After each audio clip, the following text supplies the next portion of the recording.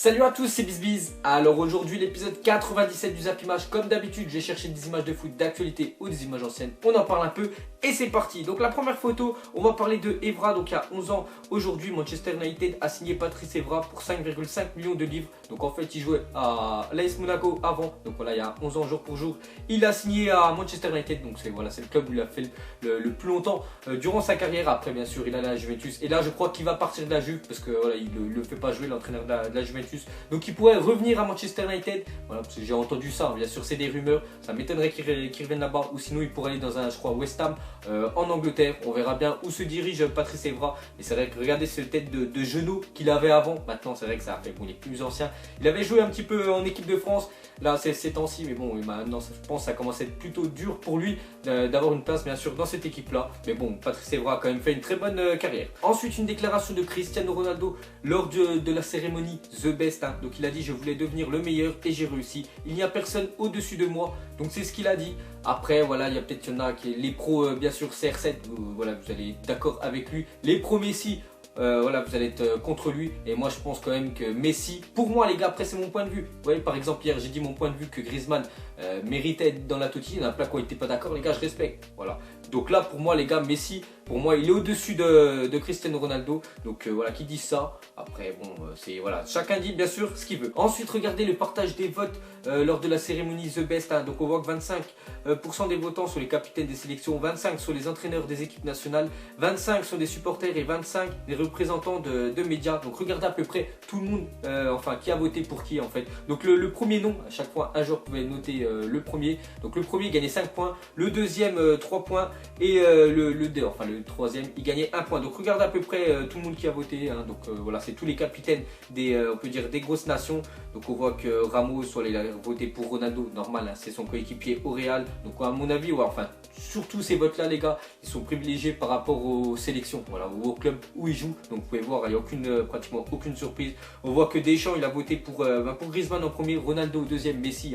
Donc voilà, il n'a pas fait le rageux à mettre, pas à mettre Ronaldo. Quand même, il a quand même mis bien sûr Ronaldo dedans. Après il a mis Griezmann bien sûr premier, tout à fait mérité. Donc regardez voilà tout ça. Bon, il n'y a pas de grosse surprise, tout le monde a voté quand même pour voilà ce qu'il apprécie le plus. Ensuite on va parler de la nouvelle formule de la Coupe du Monde.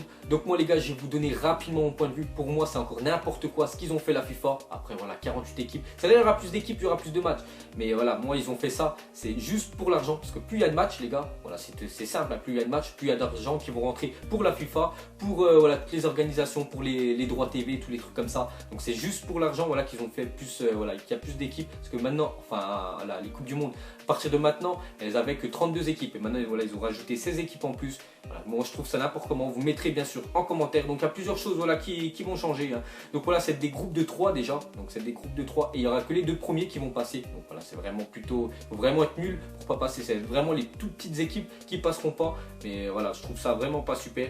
Donc regardez sinon les places mondiales selon les continents. Donc on voit actuellement, on voit que l'Europe, ils avaient 13 voilà, qualifiés sur chaque Coupe du Monde. Et la Coupe du Monde en 2026, voilà, il y en aura 16. Donc ça fera 3 équipes en plus. Donc voilà, il y aura un petit peu plus de chance pour les petites équipes de se qualifier. L'Afrique, voilà, c'est pratiquement le double pour eux. Donc je trouve pour les clubs, enfin pour les pays africains, pour eux c'est plutôt avantageux. Parce que voilà, ils passent de 5 à 9, donc c'est très bien. L'Asie 4,5, ils vont passer à 8,5. Pourquoi ils ont mis 1,5? C'est tout simplement parce qu'ils mettent, voilà, des fois il y a souvent des barrages. Et par exemple le groupe voilà, de l'Asie, ça se peut qu'un pays de l'Asie, il rencontre voilà, un pays de l'Amérique du Sud. Et c'est pour ça qu'ils mettent 1,5. Ensuite quelques photos dérivées de cette Coupe du Monde. Donc 48 équipes en Coupe du Monde, mort de rire, c'est un tournoi U13. Il y aura la table de marque qui annoncera les matchs en mode France vs Togo, terrain 6. Bon, je pense que vous avez tous déjà fait des tournois là en étant jeune. Et voilà, vous savez comment ça se passe avec le micro.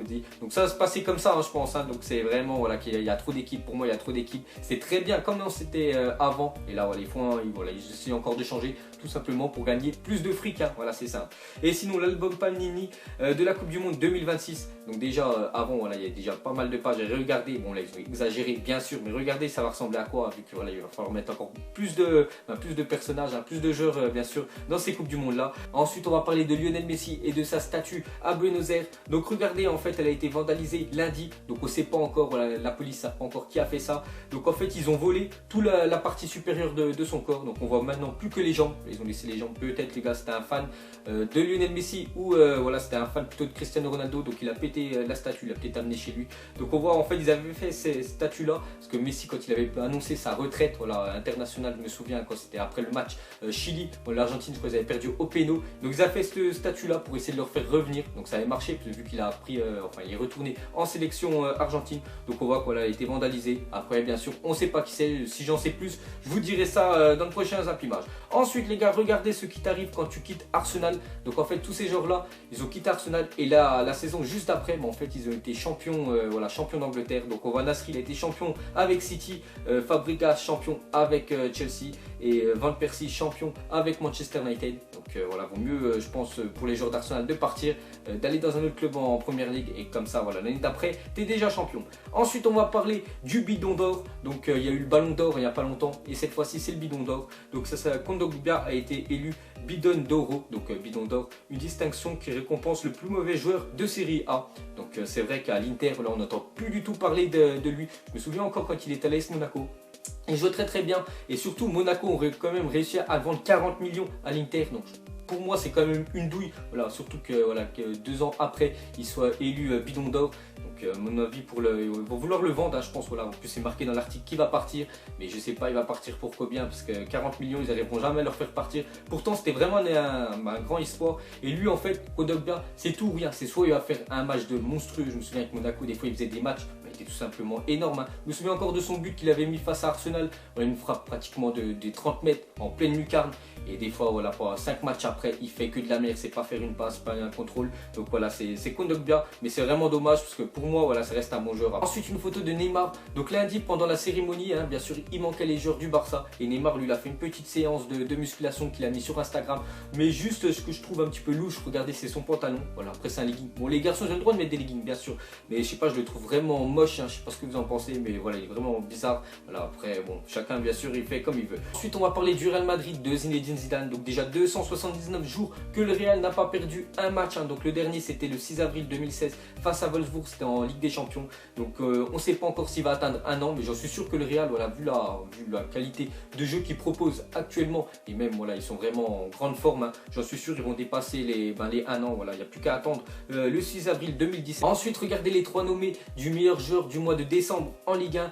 Donc il y a Maxime Lopez, le Marseillais, Mathieu Valbuena, le Lyonnais et Jimmy Briand, le Guingampais. Donc mettez-moi en commentaire pour vous c'est qui a fait le plus gros mois de décembre. Après si vous vous souvenez bien sûr des matchs qu'il y a eu en décembre. Donc pour moi les gars, si je devrais en choisir un, je mettrais Lopez. C'est vrai que Marseille ça va beaucoup mieux. Et voilà, c'est en grande partie grâce à Lopez. Hein. J'espère qu'ils vont le garder l'année prochaine. Parce que voilà, c'est vraiment compliqué à garder les jeunes joueurs comme ça qui sont talentueux.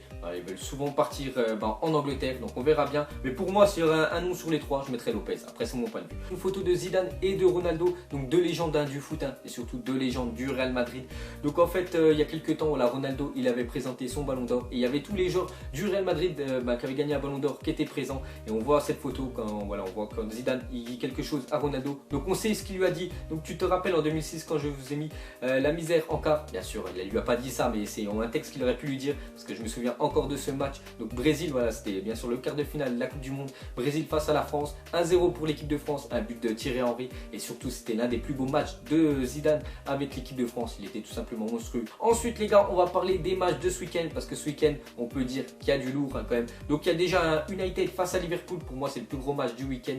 Donc on verra parce que déjà United, hein, je crois ils sont à 8 victoires d'affilée. Donc on verra s'ils arrivent à gagner Liverpool qui propose un très beau jeu depuis ce début d'année. Ensuite il y a Leicester face à Chelsea. Donc Chelsea le premier, je pense qu'ils vont être champions à la fin de l'année vu qu'ils ne jouent pas de Ligue des Champions, pas d'Europa League, ils se consacrent vraiment à 100% au championnat et pour moi ils seront champions face à Leicester, l'ex bien sûr champion en titre de Première Ligue. Hein. Cette année ça un peu plus compliqué, peut-être en Ligue des Champions ça va, mais en Première Ligue ils ont du mal, je crois ils sont 16e, sinon regardez tous les autres matchs hein. Et aussi la CAN je crois qui commence ce week-end hein, je pense, donc je sais pas c'est quel jour, vous me direz les gars en commentaire si vous voulez que j'en parle dans mes Zappimages. Et pour finir aujourd'hui, pas de questionnaire mais juste pour ceux qui veulent réagir à cette photo, donc mettez-moi ce qui va se passer 10 secondes après, voilà, lors de cette séquence de photos, vous mettrez voilà en commentaire pour ceux qui veulent y répondre et bien sûr je vous dirai la réponse demain. Donc voilà les gars, la fin du Zappimage 97, donc j'espère que ça vous a plu, un petit like si ça vous plaît et je vous ferai l'épisode 98 demain. Allez, je vous laisse à la prochaine, ciao à tous.